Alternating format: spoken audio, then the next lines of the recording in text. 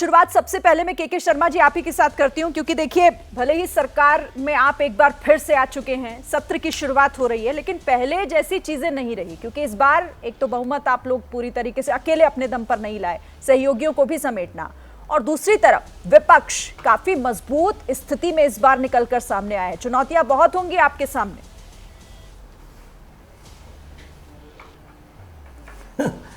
सरीन जी, आप जिस भी शब्दों में इसे पिरोना चाहें पिरो सकते हैं। मैं तो एक बात जानता हूँ कि माननीय प्रधानमंत्री नरेंद्र मोदी जी लगातार तीसरी बार इस देश के प्रधानमंत्री बने हैं। पहला विषय तो ये, और हमारा जो गठबंधन है वो पूरी तरह से एकजुट है, और ये प्री पोल अलायंस है जहाँ की एक समझ के साथ में ये गठबंधन बना है।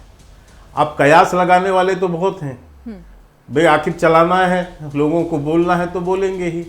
जब 4 तारीख को परिणाम आए उसके बाद से कयास लगने लगे ना कि एनडीए तो रहेंगे नहीं जी, इनके तो बंटवारे नहीं हो सकते, इनके तो साथ में ये समर्थन नहीं करेंगे, ये तो इतने मंत्री पद मांग रहे हैं, वो उतना मंत्री पद मांग रहा है, वो फलाना है, ये तो निर्णय तो साथ ही नहीं हो सकते। ये सारी चर्चाएं हमें 15-20 दिनों से हम सुन रहे हैं। लेकिन हुआ क्या?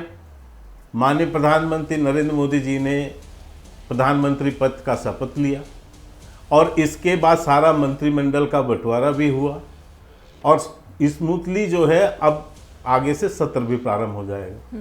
तो जिनको जो कयास लगाना है लगाएं, उनको मुबारक है। नहीं, आप हमें तो सरकार चलाना है। मैं आपसे सवाल मेरा ये था कि चुनौतियां तो भरपूर होंगी, आप भी जानते हैं के शर्मा जी, उनसे निपटने की क्या तैयारी है आपकी, मैं ये जानना चाह रही हूँ आपसे। विपक्ष चुनौती नहीं होता है सरीन जी, लोकतंत्र में विपक्ष चुनौती नहीं होता है।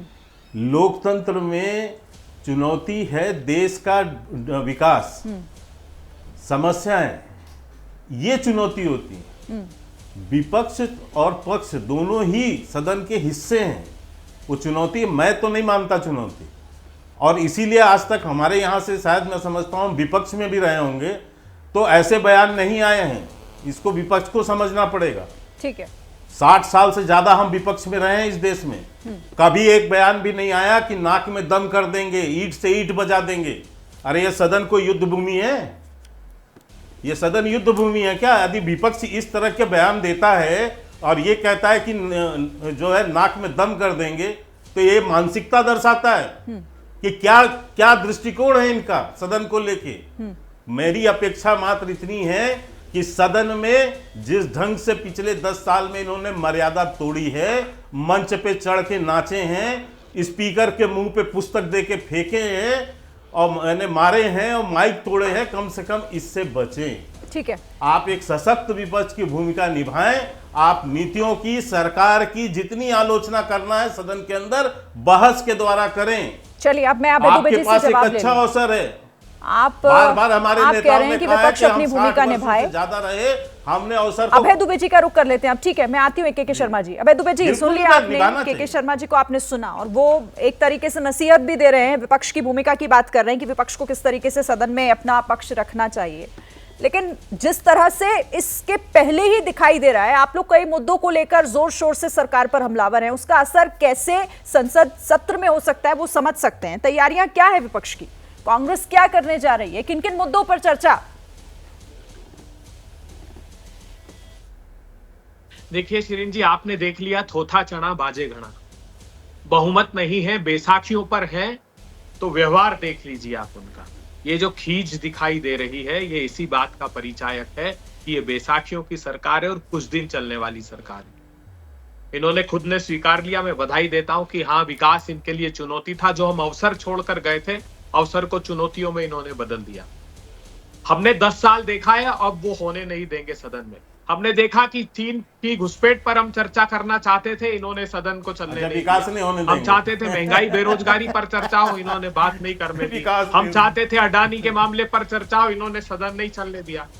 जो हम प्रमुखता से मुद्दे अब उठाएंगे, पहली बात थी कि पूत के पांव पालने में दिख गए प्रोटेम स्पीकर। अरे जो 8 टर्म जिन लोगों ने पूरे कर लिए, के सुरेश और एक इन्हीं के मंत्री हैं वीरेंद्र कुमार, जिनको मंत्री बना दिया, वो बन नहीं सकते थे। तो ये जो बीजेपी से सत्ता के अतिथि कलाकार आए, जिनको इस बार पहली बार इन लोगों ने अपनी पार्टी से चुनाव लड़ाया, उनको प्रोटेम स्पीकर बना दिया। अब हम चाहते हैं कि जो तीनों सीआरपीसी में, आईपीसी में और एविडेंस एक्ट में को इन्होंने चेंज किया, 146 सांसदों को सदन से हटाकर सदन से उनकी बाहर करके हम उस पर चर्चा चाहते हैं कि चर्चा हो, और दूसरा जॉइंट पार्लियामेंट्री कमेटी बने। कितनी शर्मनाक बात है। 10 साल इस देश ने क्या भोगा, इस देश के विद्यार्थियों ने, एक के बाद एक पर्चे लीक। 2014 के बाद गुजरात में एक भी भर्ती परीक्षा ऐसी नहीं हुई जिसका पर्चा लीक नहीं हुआ।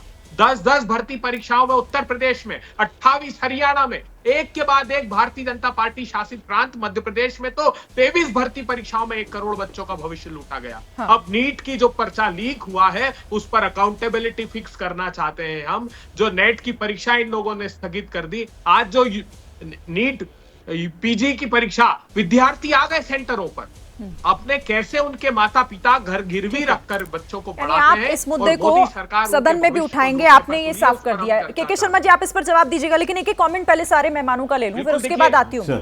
ठीक है, अभी दुबे जी आती हूँ। नहीं, एक छोटा सा बात कह दूं, फिर इसके बाद आप बोलिए। मैं छोटी सी बात कर दूं। देखिए, मैं बस इतना ही कहना चाहता हूं अभय जी को कि आप जोश में होश मत खोइए। अभी आपकी इतनी भी सीटें नहीं हैं जितनी सीटें अकेले भारतीय जनता पार्टी की है, तो इसलिए आप जोश में होश खो देंगे और सदन में भी ऐसा होश खोएंगे तो ये देश की जनता देख रही है। अभी आपने कहा, लेकिन के शर्मा जी, आप ये तो मानेंगे ना कि मजबूत स्थिति में है विपक्ष। आपने ये एक बार पिछले 10 साल अपने देश को धोखा नहीं, सुन लीजिए मेरी जी, आप मुझे एक चीज बता दीजिए। एक मिनट भैया, बीच में नहीं बोला मैंने, बीच में नहीं बोला हूँ। उस सुप्रीम सिरिन जी, मुझे बात पूरी करने दीजिए। अबे दुबे जी, एक मिनट, ये बदतमीजी है। अबे दुबे जी, एक मिनट, अबे दुबे, कम से कम बदतमीजी मत कीजिए। काउंटर नहीं, कोई बदतमीजी नहीं कर रहा है यहाँ पर। शांति से चर्चा कीजिए, जल्दी से अपनी बात पूरी कीजिए। के शर्मा जी, बदतमीजी नहीं, हाँ सुन लीजिए, मैं इसलिए कह रहा हूँ, मैं बस इतना कह रहा हूँ कि यही गलतफहमी है, यही गलतफहमी रही कि 10 साल ये कभी आज तक ये नहीं स्वीकार सके कि हम जो है चुनाव हारे हैं, इसीलिए ये दुर्गति स्थिति रही। और अब इनको जो इस बात का घमंड है कि ये जो सोच के साथ आ रहे हैं कि ये सरकार कमजोर है, कभी भी गिर जाएगी और ये हो जाएगा और हम मिला देंगे। मैंने जिन शब्दों का कहा पहले कि ये जो इनकी भाषा शैली है और ये जो मानसिकता है, यही मानसिकता इनको एक्सपोज कर देगी। ठीक है, चलिए अब तो जवाब औरों से भी पहले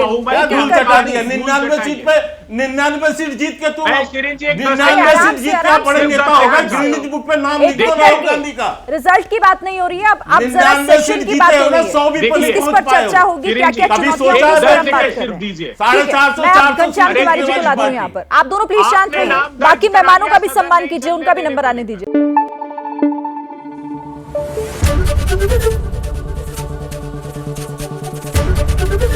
एबीपी न्यूज आपको रखे आगे।